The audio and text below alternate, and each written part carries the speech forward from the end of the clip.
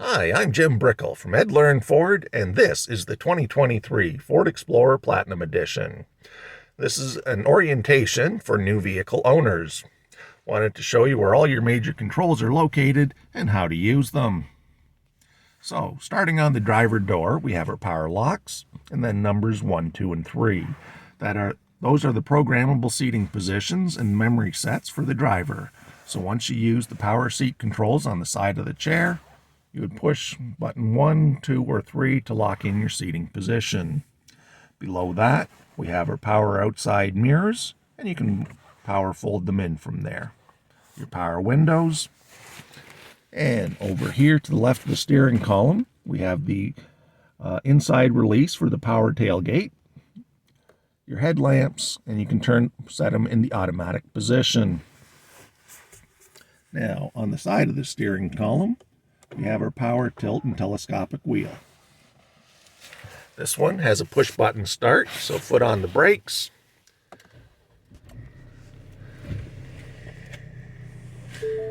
We've got some cool graphics that pop up. And now that the engine is running, on the left-hand side of the steering column, we have our cruise control. This one is set up with adaptive cruise control and lane centering. So you can turn on cruise control. You'll notice in your center display, it's got a few lines. So you can set for the number of car lengths to stay behind a vehicle. You can turn on the lane centering and turn off the lane centering. Now, with regards to lane centering, the vehicle wants to stay in the lane that it's in. So if you're planning on switching lanes, be sure to use the turn signal. Otherwise, you will get a vibration in the steering column. Not that there's anything wrong, but the vehicle is indicating it's going across the line when it did not think you wanted to. You can then shut off your cruise control. And you can also turn on lane centering with the button on your stock control.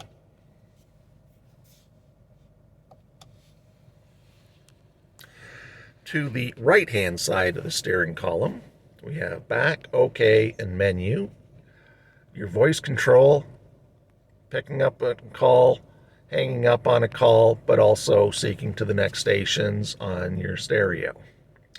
So when we hit menu, it gives us a choice. We can select screens, so we hit OK. We're going to want the comm screen as an available choice. We go down. We don't really want to know our fuel economy. Trip odometer 1, trip odometer 2. Let's see, tire pressure. I'm not too fussy on that one. How about intelligent four-wheel drive? Off-road status. So you pick the ones that you like. Go back on your screen, and now there's our off-road status. We cycled back to our comm screen, and we can go through the ones that we had just selected. The next one down on the menu was your audio. Do you want that displayed at the moment? Your navigation, your phone, your settings. So settings, once again, we'll hit the OK. Oil life, OK. Hey, it's a brand new vehicle and 100% oil, which it better be. And then we also have a display setup. Would you like it, the speedometer in miles per hour? Would you like to show the tachometer? These are all choices that you have in setting up your display. So we're back to our comm screen and kilometers per hour as we are in Canada. Now, we come over to our big screen in the center. So in the bottom left, it says home. So on our home screen, you can see the temperatures that it's set for each side of the vehicle, the time, the outside temperature, a map showing where we are. You can add a device and that the audio is off. Across the bottom, we have our audio settings, your phone, navigation, apps, and settings. So now, under Settings, Assistance, Vehicle Connectivity, Driver Assistance.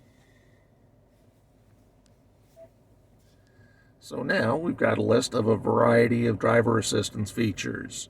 Your cruise control, do you want it to be adaptive? Do you want regular cruise control?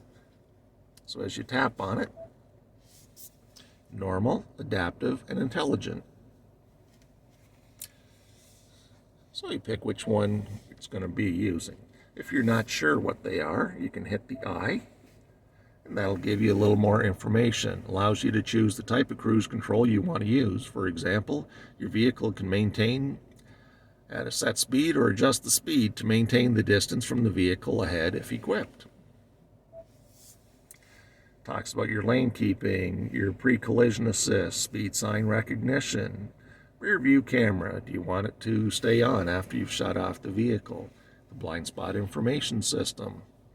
Trailer blind spot when you're towing. Trailer sway. All of these you can turn on and off, and you can get more information. As you scroll down, cross traffic alert, reverse brake assist, and driver alert. So if the vehicle senses that you're driving a little erratically and maybe you should stop, stretch your legs, have a coffee or something, a coffee cup will display in front of the driver.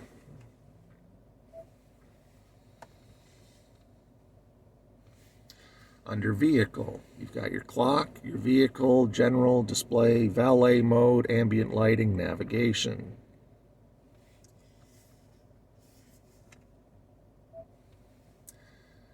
So clock, you can have the 12-hour clock, the 24-hour clock. Handy one here is automatic daylight savings time, so you don't have to remember to spring ahead and fall back. Automatic time zone update. You're traveling, you switch to a different time zone, the vehicle takes care of that for you. So it's very easy to make sure your clock is always right. Under Vehicle. Now, right now the engine's running. If I left it on, the max it's going to idle is for 30 minutes. Rear occupant alert. When you shut off the engine, it's going to ask you to check and make sure there's no one left in the vehicle behind you. Easy entry and exit. So, it's in the on position. This is for the driver. When the engine shuts off, your memory seat will slide back to make it easier to get out of the vehicle. When you then hop in next time, it's in the back position, so it'll be easy to get in. When you start it, it'll slide back up to your preset position. My Key. You can program one of your keys for a beginner driver. You can limit stereo volume. You can limit the speed the vehicle can go. So, nice safety feature. Onboard modem serial number, remote start setup, which features you want to come on if you use the remote start. So number one, it's available. Number two, what climate controls do you want on? Seats and steering wheel, and how long. So under seats and steering wheel, you've got automatic and you've got it off. Duration. If you use the remote start, how long do you want it to stay on? And you can choose from 5, 10, or 15 minutes. So if you started the vehicle and then you forgot to shut it off and you weren't going to be using it, it's not going to drain your whole tank of gas. It will shut off. So once again, we go back.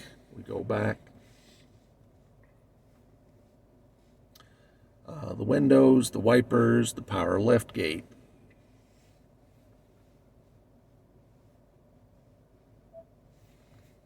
So you can enable or disable it. So if for some reason you didn't want the power lift gate to be going up and down, you can disable the switch. Scroll down. You've got lighting, you've got locks, you've got mirrors, and a door key code. So under mirrors, we can set it up whereby the outside mirrors will automatically fold in when you shut off the engine, get out, close the door, and lock them. If you don't want them automatically folding in, you would turn that switch off. And the vehicle comes with a door code from the factory. If you wanted to add your own personal code, you would go into that mode. Under General,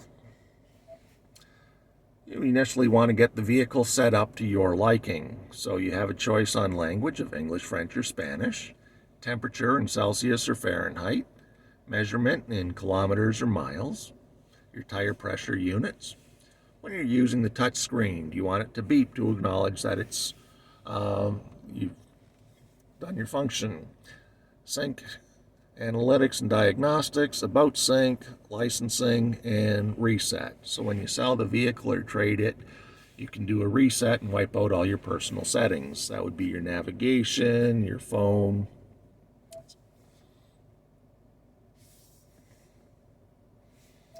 Display. You can turn this screen off. You can have a comm screen. You can change the background, the brightness, and if you want it to change automatically.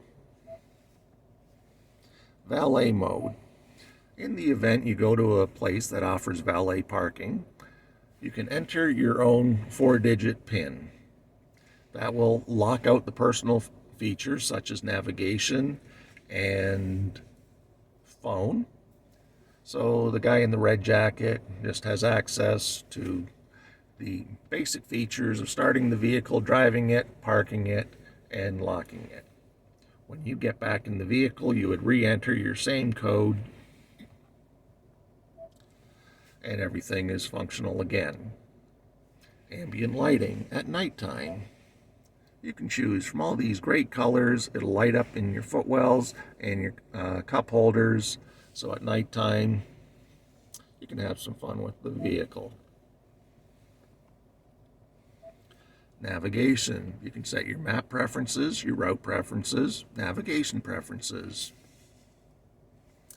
So, for example, on the route, right now this one is set to the fastest way possible. And always use fastest route. Use the HOV lanes as shut off. Automatically find parking. And things that you want to avoid. Do you want to avoid the freeway? Do you want to avoid toll roads? So you can set it up to give directions in the way that you want to hear them. Now, we go down to the off the screen and traditional buttons here. You've got your volume for your stereo, your seat to your stations. You can actually turn off the reverse park sensors. So if you're towing a trailer, obviously there's going to be something within 6 feet behind you. You don't want the vehicle screaming at you just because you put it in reverse. Your 4-way flashers, and that one shows your cameras. So this has the 360-degree camera. Right now it's showing what's in front of us and what's all the way around us. You can change the view. So it's just the one camera and a split widescreen of what's in front of us.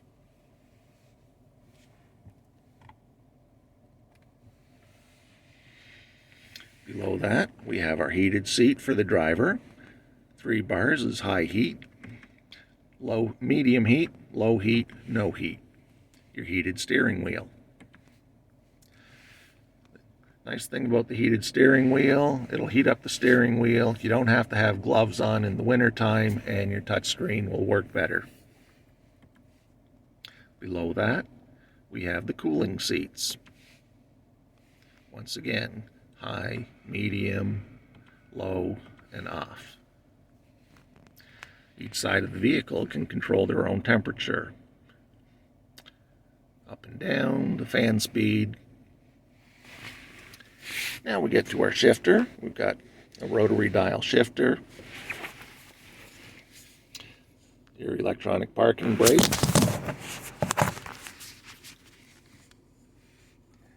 the auto hold. So when activated, auto hold will hold the brakes until you put your foot on the accelerator. So sometimes you're in stop and go traffic, things get such whereby you want to move your foot a little bit, but there's no place to go. Auto hold will hold you in place. This one here is the auto start stop deactivation switch. So if you don't like the engine shutting off every time you come to a stop, or some of the times when you come to a stop, you can override it. But please remember, it will reset to the on position after you've shut off the vehicle and restarted it. Your drive modes.